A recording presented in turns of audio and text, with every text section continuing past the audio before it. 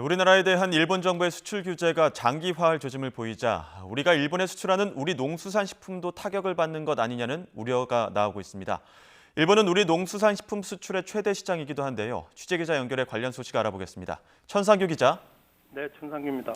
네, 농어민들의 걱정이 클 것 같은데 우리가 일본에 수출하는 농수산식품이 얼마나 되죠? 네, 상반기에 일본에 대한 농식품 수출액은 6억 9천만 달러, 수산식품 수출액은 3억 6천만 달러 등 모두 10억 5천만 달러에 달합니다.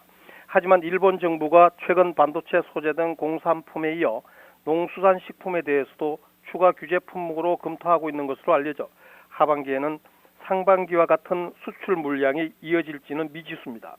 이 때문에 해당 농수산식품을 수출해온 농민들은 하반기에 일본으로의 판로가 막히지 않을까 전전긍긍하고 있습니다. 아직 일본 정부가 공식적으로 한국산 농수산식품에 대한 수입 규제를 하지 않았는데도 불구하고 올 상반기 일본에 대한 수출액은 감소한 것으로 나타났습니다. 상반기 일본에 대한 농식품 수출액을 보면 모두 6억 9천만 달러로 지난해 같은 기간에 비해 2.7% 감소했습니다. 중국이나 미국, 베트남 등에 대한 수출이 5% 이상 늘어난 것에 비하면 큰 폭으로 감소한 것입니다. 상반기 수산식품 수출액도 3억 6천만 달러에 그쳐 지난해에 비해 4.1% 줄었습니다.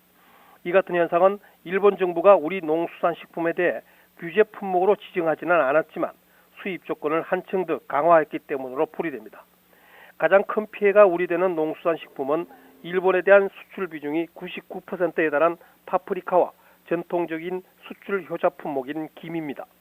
이에 대해 우리 정부는 일본에 집중된 농수산식품 수출 시장을 러시아나 중앙아시아 등 신북방 지역과 동남아시아, 중동 등으로 다변화해 농민들의 피해를 줄여나갈 방침이라고 밝혔습니다.